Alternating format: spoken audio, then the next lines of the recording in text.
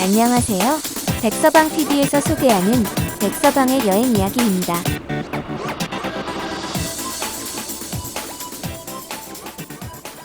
이번 여행에서는 담양에서 꼭 가봐야 할 6곳, 즉 소세원 한국가사문화관, 시경정, 그리고 메타세쿼이아 가로수길, 중록원, 관방재림 등을 방문하였습니다.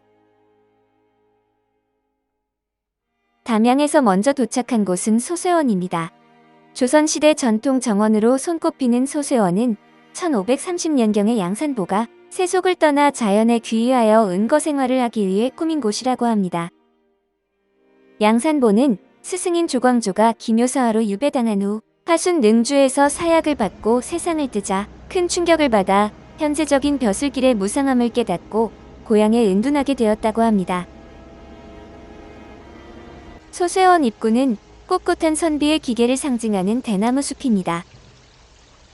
이곳에 눌러 사는 듯한 청둥오리의 집도 대나무로 엮어주었네요. 소세원은 당대 최고의 선비들이 풍광을 관상하며 여유를 즐긴 장소이고 이상을 토로하던 문화 담론의 산실이었습니다. 대나무 숲길을 지나면 소세원이 펼쳐집니다.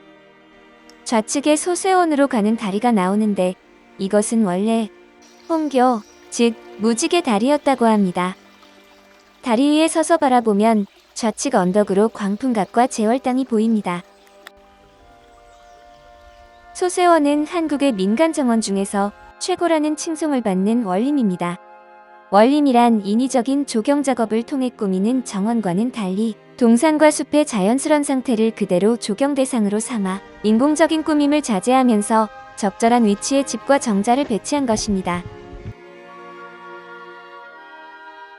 무지개 다리를 옆에 두고 조금 걸어 올라가면 대봉대가 나옵니다. 대봉대란 봉황을 기다리는 정자라는 뜻이랍니다. 봉황은 귀한 손님을 뜻하는데 정자의 이름에도 선비의 기품이 숨어 있습니다. 대봉대에서 담장을 따라 몇 걸음 들어가면 애양단이라는 글자를 볼 수 있습니다. 애양이란 말은 효경에 나오는 효를 의미하는 글이라는데 효를 상징한다는 동백나무 한 그루가 애양단이란 글자 옆에 서 있습니다. 계속 이어지는 담장에서 오곡문이라는 글자가 보입니다. 이것은 우암 송시열의 글씨라고 합니다. 담장 밑으로 계곡물이 흐르는 수문을 뚫어 놓았는데 오곡이란 담장 밑으로 흘러들어온 물이 5번 굽이친다는 뜻이랍니다.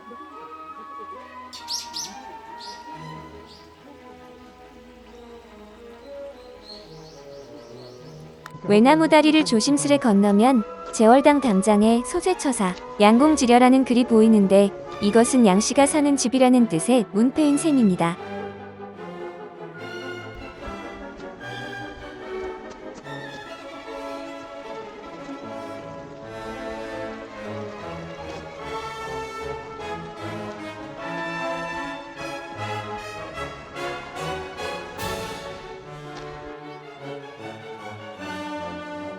제월당은 주인이 거처하며 조용히 독서하는 곳이었습니다.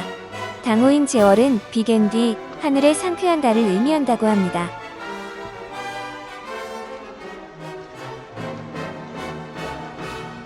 제월당 마루에 앉으면 소세원의 아름다운 전경이 한눈에 들어옵니다.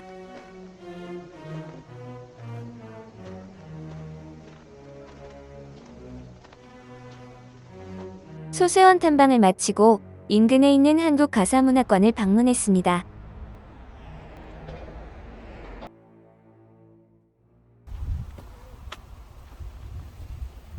저황소 조형은 정철의 가사 성산결곡에 나오는 피리 부는 목동을 조형화한 것입니다.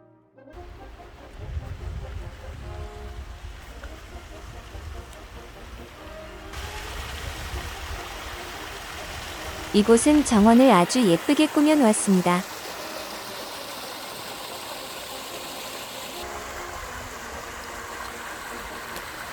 전남 담양에는 많은 문인과 학자들이 수려한 자연경관을 배경으로 많은 가사문학을 창작하여 우리나라 대표적인 가사 18편이 전승되고 있는데요. 한국가사문학관은 이 같은 가사문학 관련 문화유산의 전승 보전과 현대적 계승 발전을 위해 설립된 곳입니다. 가사문학관에는 송순의 면왕집과 정철의 송강집, 담양권 가사 18편을 비롯하여 가사 관련 도서 4,500여 권과 유물 200여 점, 목판 535점 등 귀중한 유물이 전시되어 있다고 합니다.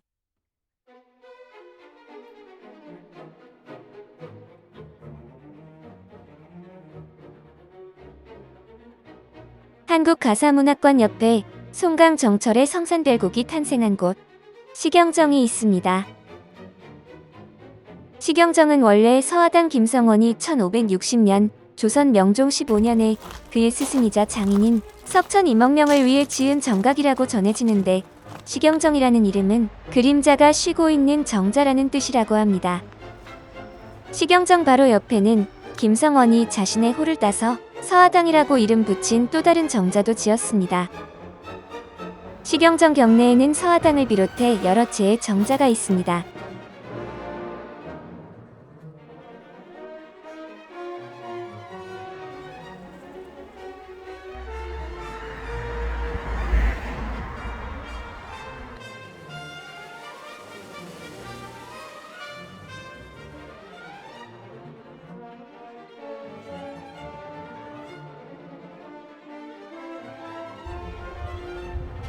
시경정은 가장 높은 곳에 있어서 전망이 좋습니다. 정철은 이곳에 뛰어난 승경을 무대로 성산별곡을 비롯한 많은 시가를 지어 송강문학의 산실이라 할 수 있습니다. 지금은 광주호가 내려다 보이지만 옛날에는 강물이 흐르는 멋진 경관을 가졌기에 송강 선생의 창작 활동에 많은 영감을 주었으리라 생각됩니다. 저는 지금까지 사방이 트인 마루 형태의 정자만 보아왔는데, 이 지역에서 보는 정자는 전부 온돌방을 갖추고 있는 것이 특이합니다.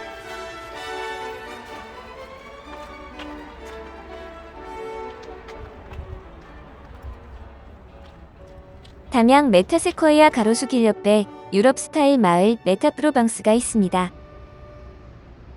메타프로방스에는 펜션 단지, 카페 단지, 아울렛 단지, 그리고 담양 곤충박물관이 있습니다. 저희는 이곳 펜션에서 하루 숙박을 하고 아침 일찍 메타세코이아 가로수길 산책에 나섰습니다. 가로수길 산책 중에 곤충박물관에 들러보았습니다.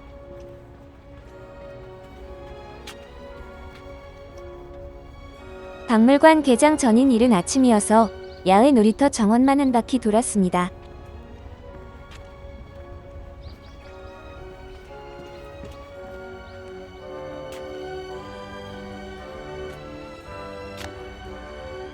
곤충박물관 정원과 메타세코이아 가로수길 사이에 연결 통로가 있습니다. 하늘로 시원하게 쭉쭉 뻗은 메타세코이아 나무들이 줄 맞춰 나란히 서 있는데 아직 단풍은 덜 들었네요. 담양 지역 주요 도로에 4,700여 그루의 메타세코이아 나무가 식재되어 있다고 하는데, 이곳은 2006년 전국 아름다운 도로 100선에 선정되었다고 합니다. 현재는 옆에 새로 도로가 뚫리면서 이 길은 산책 도로가 되어 관광 명소가 되었습니다. 이곳 산책도 좋지만 시간 여유가 있으면 차량 통행이 가능한 메타세코이아 도로에서 드라이브를 즐겨보는 것도 좋겠습니다. 가로수길 새벽 산책을 마치고 펜션에서 아침 식사 후 중록원을 찾았습니다. 중록원은 2005년도에 개원한 대나무 수목원인데 9만여 평의 공간에 울창한 대나무 숲과 가사 문학의 산실인 담양의 정자 문화 등을 볼 수 있는 시가 문화촌으로 구성되어 있습니다. 저희는 마무리 시설 공사가 한창인 후문 주차장에 주차하고 먼저 시가 문화촌을 둘러본 후 중림욕을 즐길 수 있는 8가지 주제로 구성된 대나무 숲길을 산책했습니다.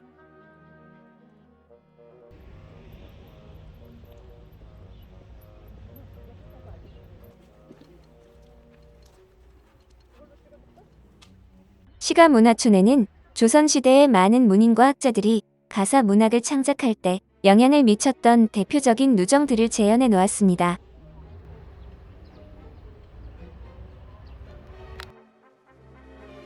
운치 있게 가꾼 정원에 재현된 누정들은 담양의 역사와 문화를 한층 가까이 느끼게 해줍니다.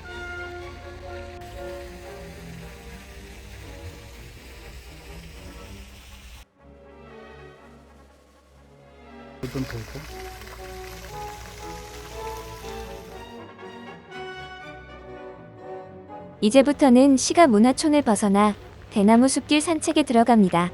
대나무 숲은 소나무보다 피톤치드 발생량이 많아서 중림욕에 효과가 크다고 합니다.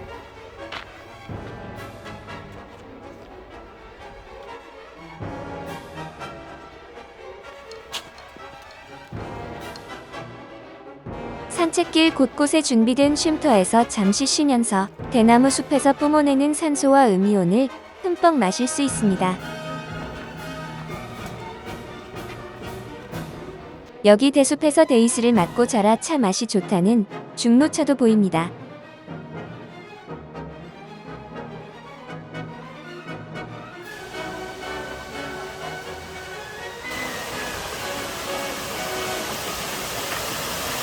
이 폭포는 인공으로 조성된 것이지만 울창한 대나무 숲과 어우러져 운치를 더해줍니다.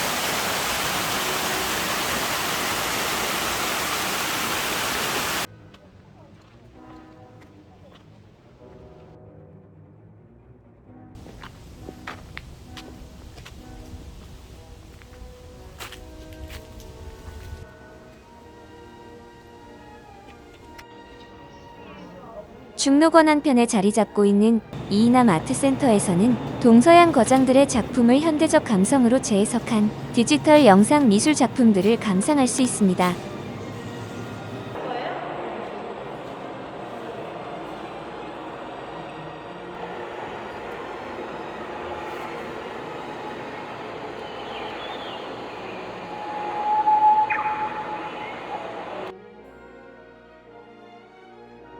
정문 가까이에 있는 전망대 봉황루에 오르면 관방재림이 한눈에 들어옵니다.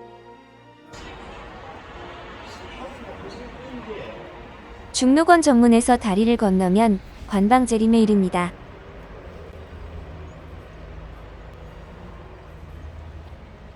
관방재림은 수해 방지용 숲인데 천연기념물 제366호로 지정되어 있습니다. 담양 지역은 비가 많이 내리는 곳으로 수해를 방지하기 위하여 1648년 인조 26년에 담양부사 성희성이 제방을 축조하고 나무를 심기 시작하였다고 전해집니다. 관방재림은 300~400년 이상 된 각종 거목들이 줄지어 장관을 이루고 있습니다. 이곳 나무의 종류는 다양하지만 저에게는 생소한 이름인 푸조나무가 가장 많이 눈에 띄입니다.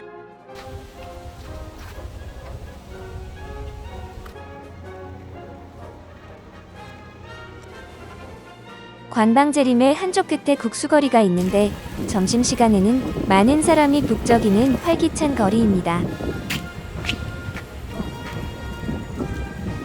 관방재림을 끝으로 조선시대 선비문화의 전통을 간직한 고장, 담양 여행의 추억을 품고 다음 여행지 백양사로 떠납니다.